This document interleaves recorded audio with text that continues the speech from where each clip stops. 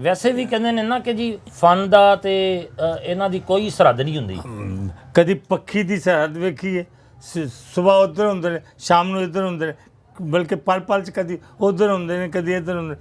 ਪੱਖੀਆਂ ਦਾ ਔਰ ਦਰਵੇਸ਼ਾਂ ਦਾ ਕੋਈ ਨਹੀਂ ਦੇਸ਼ ਹੁੰਦਾ, ਉਹ ਸਭ ਦੇ ਸਾਂਝੇ ਹੁੰਦੇ ਨੇ। ਬਿਲਕੁਲ ਸਹੀ ਹੈ ਜੀ ਹਾਂ। ਤੇ ਬਾਬਾ ਜੀ ਬਾਬਾ ਨਜ਼ਮੀ ਕਿਸ ਤਰ੍ਹਾਂ ਬਣ ਗਏ ਤੁਸੀਂ? ਤੁਹਾਡਾ ਸਫ਼ਰ ਕਿਸ ਤਰ੍ਹਾਂ? ਸਰ ਇਹ ਮੇਰਾ ਜਿਹੜਾ ਨਾਂ ਹੈ ਨਾ, ਇਹ ਮੇਰਾ ਬਚਪਨ ਤੋਂ ਹੀ ਪੈ ਗਿਆ ਸੀ।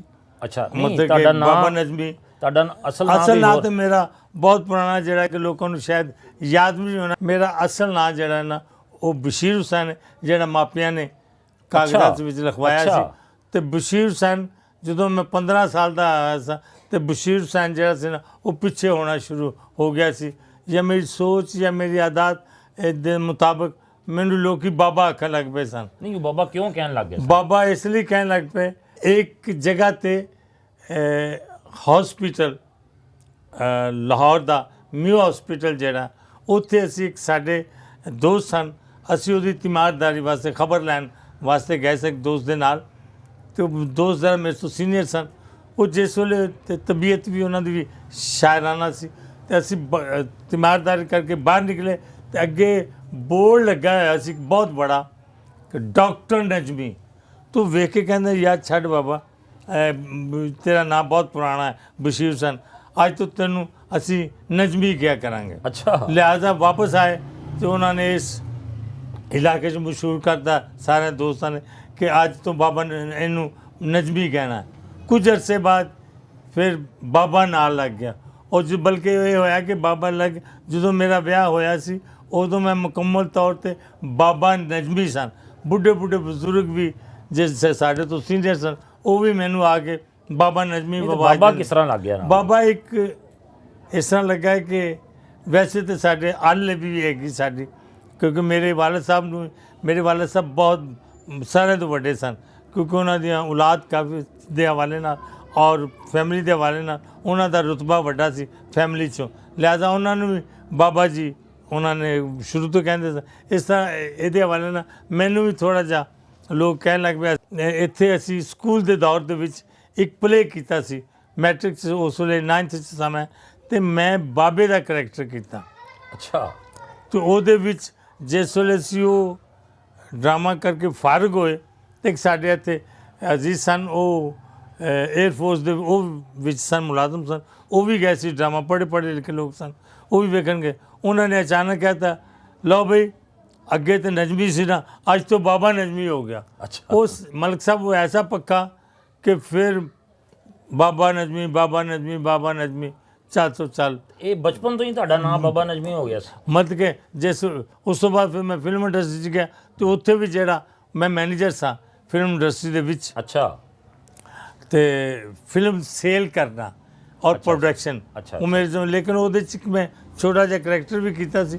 ਉਹ ਜਦੋਂ ਟਾਈਟਲ 'ਚ ਆਰਟਿਸਟ ਨਾਂ ਲਿਖਿਆ ਗਿਆ ਅਤੇ ਉਦੋਂ ਵੀ ਬਾਬਾ ਨਜ਼ਮੀ ਉੱਥੇ ਲਿਖਿਆ ਗਿਆ ਆਫੀਸ਼ੀਅਲੀ ਨਾਮ ਮੇਰਾ। ਜੈਸੇ ਬਾਬਾ ਨਜ਼ਮੀ ਹੋ ਗਿਆ। ਜਿਸ ਵੇਲੇ ਤੁਹਾਡੀ ਸ਼ਾਦੀ ਹੋਈ ਜੀ, ਤੁਸੀਂ ਕਿਹਾ ਕਿ ਮੇਰੀ ਸ਼ਾਦੀ ਤੋਂ ਪਹਿਲੇ ਮੈਂ ਬਾਬਾ ਨਜ਼ਮੀ ਬਣ ਗਿਆ। ਬਿਲਕੁਲ ਜੀ। ਮੈਂ ਉਹ ਫਿਰ ਸ਼ਾਦੀ ਦੇ ਮੌਕੇ ਤੇ ਵੀ ਤੁਹਾਨੂੰ ਬਾਬਾ ਨਜ਼ਮੀ ਕਿਹਾ ਗਿਆ? ਬਿਲਕੁਲ। ਬਲਕਿ ਬਾਅਦ ਇੱਕ ਸਵਾਲ ਹੋਇਆ ਕਰਾਚੀ ਦੇ ਵਿੱਚ ਕਿ ਮੇਰੀ ਕਿਤਾਬ ਦੀ ਰੂਨਮਾਈ ਸੀ, तो बाबा नजमी तो एक दो सौ उठ के कह कि साडी माँ जी की कहते हैं वो तो भी तुहानू बाबा जी कहते हैं, मैं क्या वो भी बाबा जी कहते हैं। अच्छा अच्छा। हाँ जी। तो मतलब तुहानू घरों भी बाबा जी कह के बुलाया? बिल्कुल जी।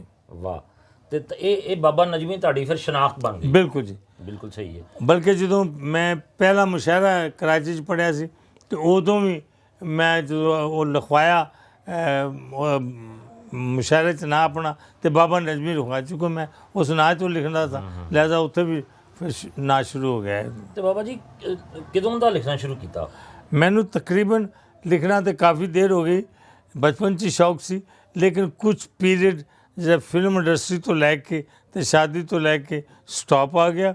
ये सारा सिलसिला जो है पंजाबी शायरी कराची तो शुरू हुई। अच्छा, कराची जाके पंजाबी दी शायरी शुरू? जी जी। पंजाब च रहंदे आ? नहीं उदों नहीं, वो शौक सी जिस आदमी, लेकिन कोई सोसाइटी नहीं सी, माहौल नहीं सी इत्थे, क्योंकि मुलाजम सा मैं, सारा दिन उत्थे दफ्तर रहना फिल्म इंडस्ट्री शामां नूं रात दे 2-3 बजे सानूं घर आउण दा मौका मिलता सी, लेकिन लाहौर च मैं कोई मुशायरा अटेंड नहीं किया उस दौर दे विच। यानी कि मैं 20 ਤੋਂ ਬਾਅਦ ਜਾਂ ਸ਼ੁਰੂ ਤੋਂ ਲੈ ਕੇ ਲਾਹੌਰ 'ਚ ਕਿਸੇ ਮੈਂ ਅਦਬੀ ਮਹਿਫਿਲ 'ਚ ਨਹੀਂ ਗਿਆ। ਅੱਛਾ, ਜੀ ਹਾਂ। ਬਚਪਨ ਤੋਂ ਇਹਦੇ ਵੱਲ ਥੋੜਾ ਜਿਹਾ ਲਗਾਓ ਹੈ ਹੈ ਲਗਾਓ ਹੈ ਸੀ। ਅੱਛਾ ਜੀ। ਔਰ ਹੈ ਵੀ ਪੰਜਾਬੀ ਨਾਲ ਸੀ। ਪੰਜਾਬੀ ਇਹ ਵੀ ਇਤਫਾਕ ਦੀ ਗੱਲ ਹੈ। ਸਾਡੇ ਇੱਕ ਅਮਰੋਜ਼ ਅਖਬਾਰ ਲਾਹੌਰ 'ਚ ਨਿਕਲਦਾ ਸੀ। ਜੀ ਹਾਂ, ਜੀ ਹਾਂ। ਸ਼ਾਇਦ ਤੁਸੀਂ ਜਾਣਦੇ ਜੀ, ਹੋ, ਬਿਲਕੁਲ। ਜਿਹਨਾਂ ਪਾਕਿਸਤਾਨ ਟਾਈਮ ਵੀ ਉਹਨਾਂ ਉਹਨਾਂ ਦਾ ਸੇ ਹੀ। ਫੈਜ਼ ਸਾਹਿਬ ਉਹਦੇ 'ਚ ਮਤਲਬ ਐਡੀਟਰ ਸਨ। ਐਡੀਟਰ ਸਨ, ਜੀ ਹਾਂ। ਉਹਨਾਂ ਨੇ ਇੱਕ ਪੰਜਾਬੀ ਸਫਾ ਸ਼ੁਰੂ ਕੀਤਾ ਸੀ ਅਮਰੋਜ਼ ਦੇ ਵਿੱਚ, ਪੰਜਾਬੀ ਦਾ। ਅੱਛਾ। ਤੇ ਉਸ ਅਖਬਾਰ ਦੇ ਵਿੱਚ ਪੰਜਾਬੀ ਚੀਜ਼ਾਂ ਛਪਦੀਆਂ ਸੀ। ਉਹ ਚੂੰਕਿ ਅਸੀਂ ਬਚਪਨ 'ਚ ਸੌਦਾ ਲੈਣ ਜਾਂਦੇ ਸਾਂ ਤਾਂ ਉਹਦੇ 'ਚ ਗਜ਼ਲਾਂ ਐਸੇ ਉਸ ਜ਼ਮਾਨੇ 'ਚ ਕਾਗਜ਼ ਦੇ ਵਿੱਚ ਲੋਕ ਸੌਦਾ ਦਿੰਦੇ ਸਨ। ਸੌਦਾ ਜੀ, ਪੁੜੀਆਂ ਬਣ ਕੇ। ਬਣ ਕੇ। ਲਿਹਾਜ਼ਾ ਉਹ ਜੈਸੇ ਅਸੀਂ ਕਾਗਜ਼ ਮੈਂ ਕਰ ਲਿਆ ਹੋਣਾ ਤਾਂ ਉਹਨੂੰ ਖੋਲ ਕੇ ਦੇਖਣਾ, ਕਦੀ ਵੀ ਮਤਲਬ ਉਹਦੇ ਵਿੱਚ ਕੁਛ ਛਪੀ ਹੋਣੀ ਤਾਂ ਮੈਂ ਸੰਭਾਲ ਕੇ ਰੱਖ ਲੈਣੀ। ਅੱਛਾ। ਇਸ ਜ਼ਮਾਨੇ 'ਚ ਉਹ ਛੋਟੀਆਂ ਕਿਤਾਬਾਂ ਛਾਪਦੇ ਹਾਂਜੀ, ਸਨ, ਹਾਂਜੀ। ਕਲਰਡ, ਜੀ ਹਾਂ, 30 40 ਸਫੇ ਦੀਆਂ। ਜੀ ਹਾਂ, ਜੀ ਹਾਂ। ਤੇ ਉਹ ਮੈਂ ਖਰੀਦ ਕੇ ਲੈ ਆਉਣੀ 8 ਆਨੇ ਦੀ ਮਿਲਦੀ ਹੁੰਦੀ ਸੀ। ਅੱਛਾ, ਅਸੀਂ ਕਹਿ ਸਕਦੇ ਹਾਂ ਕਿ ਤੁਸੀਂ ਪਹਿਲੀ ਕਿਤਾਬ ਜਿਹੜੀ ਖਰੀਦੀ ਉਹ ਵਾਲੀ ਸੀ, ਛੋਟੀ ਕਿਤਾਬ ਜਿਹੜੀ? ਛੋਟੀ ਕਿਤਾਬ ਸੀ। ਅੱਛਾ। ਲੇਕਿਨ ਉਸ ਤੋਂ ਬਾਅਦ ਪੜ੍ਹਿਆ ਕੁਛ ਨਹੀਂ। ਅੱਛਾ। ਕਰਾਚੀ ਚਲੇ ਗਏ, ਮਸਰੂਫ ਹੋਏ, ਬਚਪਨ 'ਚ ਰੱਖੀਆਂ ਸੀ ਉਹ ਚੀਜ਼ਾਂ, ਉਸ ਤੋਂ ਬਾਅਦ ਨਹੀਂ। ਤੇ ਉਸ ਤੋਂ ਬਾਅਦ ਕਰਾਚੀ ਜਾਣ 'ਚੋਂ ਹਾਲਾਤ ਹੀ ਐਸੇ ਹੋ ਗਏ ਕਿ ਮੈਨੂੰ ਮਜਬੂਰਨ ਇੱਥੋਂ ਕਰਾਚੀ ਜਾਣਾ ਪਿਆ। ਮੇਰੇ ਕੀ ਵਜ੍ਹਾ ਬਣੀ ਤੁਹਾਡੇ ਕੋਲ? ਉਹਦੀ ਵਜ੍ਹਾ ਇਹ ਬਣੀ ਕਿ ਮੈਂ ਚੂੰਕਿ ਫਿਲਮ ਇੰਡਸਟਰੀ 'ਚ ਸਾਂ ਤੇ ਅਸੀਂ ਇੱਕ ਫਿਲਮ ਬਣਾਈ ਸੀ, ਮੇਰਾ ਨਾਂ ਪਾਟੇ ਖਾਂ। ਬੜੀ ਮਸ਼ਹੂਰ ਫਿਲਮ ਸੀ ਆਪਣੇ ਦੌਰ ਦੀ। ਉਹ ਲੇਕਿਨ ਉਹ ਚੱਲੀ ਨਹੀਂ ਸੀ, ਫੇਲ ਹੋ ਗਈ ਸੀ। ਮੈਂ ਵੀ ਇੱਕ ਸਟੇਸ਼ਨ ਲੈ ਲਿੱਤਾ। ਉਸ ਵੇਲੇ ਮੁxtਲਿਫ ਸਿਨੇਮੇ ਖਰੀਦੇ ਜਾਂਦੇ ਸਨ ਅੱਛਾ। ਕਿ ਇਹ ਸਿਨੇਮੇ ਇਹ ਇਲਾਕਾ ਜਿਹੜਾ ਇੱਥੇ 20,000 ਦੀ ਜਾਂਦੀ ਹੈ, ਮੁਲਤਾਨ 35,000 ਦੀ ਜਾਂਦੀ ਹੈ, ਸਿਆਲਕੋਟ 50,000 ਦੀ ਜਾਂਦੀ, ਇਸ ਤਰ੍ਹਾਂ ਫਿਲਮਾਂ ਮਤਲਬ ਸੇਲ ਕੀਤੀ ਜਾਂਦੀ। ਐਗਜ਼ੀਬਿਟਰ ਜਿਹੜੇ ਸਨ ਉਹ ਫਿਲਮਾਂ ਲੈ ਕੇ ਜਾਂਦੇ ਸਨ ਔਰ ਜ਼ਿਆਦਾਤਰ ਸਿਨੇਮੇ ਵਾਲੇ ਹੀ ਖਰੀਦ ਲੈਂਦੇ ਸਨ ਕਿ ਸਾਡੇ ਸਿਨੇਮੇ 'ਚ ਫਿਲਮ ਲੱਗੇ।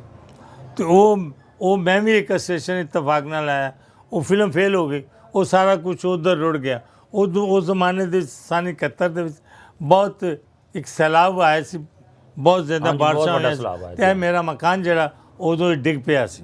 ਅੱਛਾ। ਹਾਂਜੀ, ਤੇ ਉਹਦੇ ਨਾਲ ਉਦੋਂ ਨੌਕਰੀ ਟੁੱਟ ਗਈ, ਉਦੋਂ ਹਾਲਾਤ ਖਰਾਬ ਹੋ ਗਏ।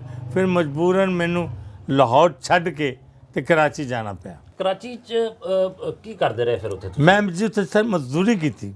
ਅੱਛਾ। ਮਜ਼ਦੂਰੀ ਵੀ ਉਹ ਕੀਤੀ ਕਿ ਮੈਂ ਪਾਲਿਸ਼ ਦਾ ਕੰਮ ਕਰਦਾ। ਪਾਲਿਸ਼ ਮੀਨਸ ਕਿ ਕਾਰ ਪਾਲਿਸ਼। ਅੱਛਾ। ਬੰਦਰ ਰੋਡ ਪਲਾਜ਼ਾ, ਹਾਂਜੀ। ਤਿੱਬਤ ਸੈਂਟਰ, ਉਸ ਤੋਂ ਲੈ ਕੇ ਕੋਈ 2-3 ਫਰਲਾਂਗ ਦੇ ਵਿੱਚ ਇੱਕ ਡੈਕੋਰੇਸ਼ਨ ਦਾ ਸਮਾਨ ਔਰ ਉਹਨਾਂ ਦੇ ਪਾਰਟਸ ਵਿਕਦੇ ਨੇ ਗੱਡੀਆਂ ਦੇ।